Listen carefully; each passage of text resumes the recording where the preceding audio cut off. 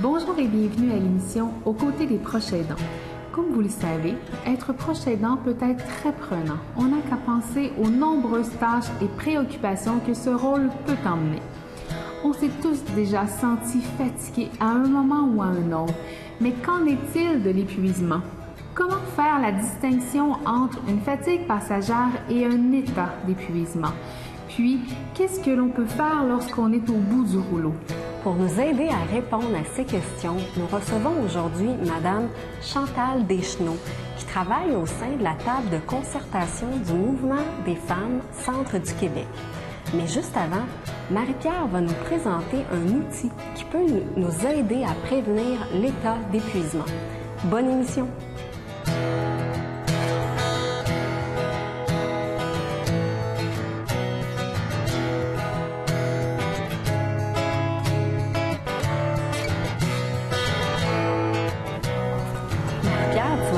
Présenter un outil pour évaluer notre risque d'épuisement qui a été conçu grâce à la collaboration des 3 associations de proches aidants du Centre du Québec. Peux-tu expliquer aux gens à la maison comment ça fonctionne? Certainement. Je vais d'abord vous poser 10 questions. Répondez par oui ou non. Question 1. Avez-vous l'impression de ne plus avoir assez de temps pour vous car vous vous occupez d'un proche en perte d'autonomie? Question 2. Vous sentez-vous tiraillé entre les soins prodigués à ce proche et vos autres responsabilités familiales ou personnelles? Question 3. Observez-vous que votre vie sociale s'est détériorée du fait que vous prenez soin de cette personne? Question 4. Avez-vous l'impression d'être le ou la seule sur qui cette personne peut compter? Question 5. Êtes-vous pessimiste lorsque vous pensez à l'avenir? Question 6. Vous sentez-vous coupable de ne pas en faire plus, même si vous en faites déjà beaucoup? Question 7. Pleurez-vous facilement? Question 8. Sentez-vous que vous ne serez plus capable de prendre soin de votre proche encore longtemps? La question 9. Vous sentez-vous constamment fatigué? Et la dernière question, question 10. Est-ce que vous vous percevez que les soins donnés à votre proche sont un fardeau ou une lourde tâche? En fait, si vous avez répondu oui à une ou à plusieurs de ces questions, vous êtes à risque d'épuisement. En fait, plus le nombre de réponses est oui, c'est que ça démontre à quel point votre risque est plus élevé. Mais rassurez-vous, vous n'êtes pas les seuls et nous avons des moyens pour vous aider à retrouver un état de bien-être. Allons rejoindre notre invitée, Madame Chantal Deschenaux, pour en discuter. Bonjour, Madame Deschenaux. Bonjour. Vous allez bien? Oui, je vais bien. Donc, vous êtes agente de projet. Oui, à la table de concertation du Mouvement des femmes au Centre du Québec. C'est quand même un bon titre, hein? Oui, c'est un bon titre. On l'appelle, nous, communément, la table. Voilà. Oui, voilà. Donc, la table, c'est un organisme qui est régional pour tout le Centre du Québec. Nos membres, ce sont des groupes de femmes. Alors, on travaille en collaboration avec ces groupes-là et avec d'autres partenaires sur différents sujets qui touchent la vie des femmes, notamment leurs conditions de vie et tout ça, la santé et la santé mentale particulièrement. Pourriez-vous nous expliquer qu'est-ce que l'épuisement? Oui, l'épuisement, en fait, c'est une fatigue. C'est une très grande fatigue qui mène à une incapacité de bien fonctionner normalement dans notre vie tous les jours. Dans le cas particulier des personnes proches aidantes, elles ont beaucoup de responsabilités à assumer du jour au lendemain. Elles se retrouvent avec, en plus de leurs propres responsabilités et choses obligations à s'occuper, elles ont aussi la charge d'une nouvelle personne. Donc, c'est beaucoup de stress. Et le stress, ce n'est pas un signe de faiblesse, c'est plutôt une réaction normale de notre corps qui est, dans le fond, qui réagit à un événement. Donc, voilà. Donc, c'est pas un signe de faiblesse. Et c'est pour ça qu'il est important pour les personnes proches aidantes de vraiment prendre soin de leur stress et de leur état de fatigue. Mais justement, est-ce que c'est possible, dans le fond, de voir ou de me décrire un peu quels sont les symptômes qui nous font réaliser qu'on est en ce moment dans un état d'épuisement? Oui, bien, la personne, évidemment, elle se le dit fatiguée, OK? Mais c'est au-delà de je suis fatiguée, c'est je suis épuisée. Donc, ça le dit dans le mot épuisement. Je suis allée puiser tout ce que j'avais dans mes ressources d'énergie, et là, j'en ai plus. Je suis épuisée. Lorsqu'on est plus fatigué, on est plus irritable, on est aussi parfois plus impatiente, on tolère moins la contrariété et tout ça. On a des difficultés à se concentrer, on peut avoir des difficultés de sommeil aussi, l'alimentation, parfois on mange moins, d'autres personnes vont plutôt compenser dans les sucreries ou autres. On se sent dépassé. Et souvent, les femmes, particulièrement, on se sent coupable. On se sent comme si on n'était pas à la hauteur de... Et pourtant, c'est normal. La culpabilité revient souvent. Oui. C'est vraiment un sujet là, qui nous préoccupe beaucoup. Dites-moi, en fait, quelles sont les causes? Il y en a plusieurs. D'abord et avant tout, il y a l'inversion des rôles. Lorsqu'on devient une personne proche aidante, c'est souvent soit l'enfant qui devient le parent de leurs parents, oui, tout à fait, ou le parent de leur conjoint, du conjoint. Donc, ça amène une inversion des rôles qui n'est pas dans la normalité des choses. Donc, déjà là, comme je disais tout à l'heure, en plus de leur responsabilité et de leur obligation personnelle, ces gens-là se retrouvent avec beaucoup plus de responsabilités à assumer. Ça amène des contraintes, de par là, ils doivent concilier et leur vie et celle de la personne qu'ils souhaitent venir en aide, aider.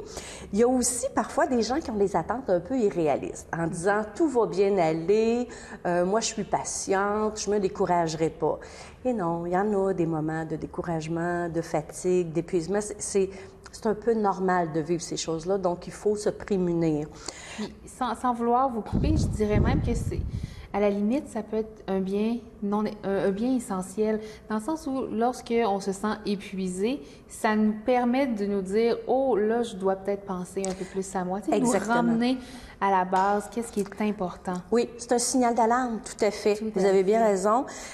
Par exemple, les amis, lorsqu'ils ne savent pas nécessairement comment intervenir, il faut expliquer les choses. Ouais. Il y a tout aussi la détresse émotionnelle, c'est-à-dire que ça amène tout son lot de différentes émotions à accompagner une personne qui est souffrante.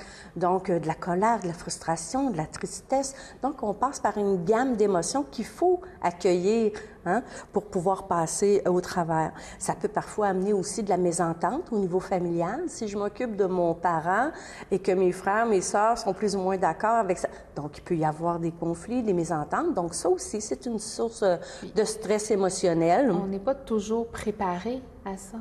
Non, effectivement. On ne peut pas savoir... Tu sais, on sait qu'il y a un diagnostic qui vient d'arriver, on sait qu'il va y avoir des changements, mais savoir tout ce que ça va impliquer à ce moment-là, c'est plus difficile. Oui, puis l'autre stress qui est très grand, c'est le placement de la personne. Et tu sais, c'est pratiquement souvent inévitable, mais on veut donc pas en arriver là, mais c'est aussi une autre source. C'est à ce moment-là que souvent, nous, on va dire à nos proches aidants de faire attention à leurs fausses promesses. Quand on promet « je vais toujours être là pour toi, je vais toujours te garder à la maison », on fait une promesse à l'autre personne, mais on se la fait aussi à soi-même. Et lorsqu'elle n'est pas respectée, c'est à ce moment-là que la culpabilité va embarquer. Dites-moi, est-ce que vous croyez que c'est important de consulter un médecin lorsqu'on sent cet état d'épuisement-là? Oui, effectivement. Lorsqu'on se sent vraiment épuisé puis qu'on est rendu au bout du rouleau, effectivement, il faut consulter. Mais on peut aller chercher du soutien bien avant d'arriver à l'état d'épuisement. C'est ce qui serait même idéal. Il y a différents types de soutien qu'on peut aller chercher. Il y a le soutien émotionnel. Alors là, on cherche du réconfort auprès de nos amis, auprès des membres de notre famille, de collègues, tout ça. Il y a le soutien matériel. On peut avoir besoin d'aide pour les tâches ménagères, on peut avoir d'aide pour les repas, du répit, de l'argent, financièrement, avoir des besoins. Donc, tout ça, c'est un type de soutien aussi. Il y a le soutien qui est lié à nos activités sociales, parce qu'on va dire aux gens, bien, ne vous isolez pas. Donc, gardez quelques activités de loisirs, aller visiter des gens et tout ça pour rester en contact, rester en relation relation avec d'autres personnes. Et évidemment, il y a le soutien informationnel, c'est-à-dire que si je m'occupe d'une personne qui a, je sais pas, Alzheimer, pour dire un exemple, bien, et si je ne connais pas cette maladie-là, bien, je dois aller m'informer. Ça va réduire la source de stress si je sais c'est quoi les prochaines étapes que va vivre la personne. Oui, voilà. Donc, ça amène un certain réconfort. Puis en terminant, est-ce que vous pourriez nous donner des moyens de pouvoir contrer, pas le contrer, mais de retrouver un état de bien-être? Oui, bien évidemment, s'informer, je pense que ça, c'est une des choses, ça diminue l'anxiété, ça diminue le stress de savoir ce qui s'en vient. Se réserver des temps libres à soi. Ouais. L'horaire est déjà très chargé dans une vie normale et là, lorsqu'on prend soin d'une autre personne, si on veut être aidante, il faut s'aider soi-même pour pouvoir aider. Hein? Ne pas s'isoler, garder des bonnes relations sociales, comme je disais tout à l'heure, prendre soin de la santé physique et aussi de notre santé mentale. C'est important. Il y a des ressources communautaires, on peut établir une routine, tenir un journal aussi, ça peut nous aider. C'est effectivement des bons moyens. Merci beaucoup, Madame Deschenaux, de nous avoir éclairé davantage sur ce que c'est un état d'épuisement et en même temps de nous avoir suggéré d'excellents moyens pour venir nous aider à reprendre toute notre bonne énergie. Oui. Merci beaucoup, c'est bien généreux de votre part. Nous remercions chaleureusement Mme Chantal Deschenaux pour sa participation à l'émission. En terminant, j'aimerais vous rappeler l'importance de vous écouter, de respecter vos limites et de nommer vos besoins et de prendre du temps pour vous afin de prévenir l'épuisement. Si vous avez le moindre doute quant à votre état, n'hésitez pas à consulter un médecin, car il est question de votre santé physique et psychologique. Puis, souvenez-vous, l'épuisement, ce n'est pas un signe de faiblesse. C'est simplement que vous en faites un peu plus que ce que vous pouvez offrir. Pour une écoute, du soutien ou de plus amples renseignements, communiquez avec l'Association des proches aidants Arthabasca Érable au 819-795-3577. Lors de la prochaine émission, on va découvrir comment l'ergothérapie peut faciliter le quotidien des proches aidants. Soyez-y, à bientôt! J'avancerai au rythme de tes pas. Tu me compteras ta journée, et des jours on en rira, mais les autres, où tout sera au plus bas. Toujours perché sur ton épaule, ma part de l'ange te sourira.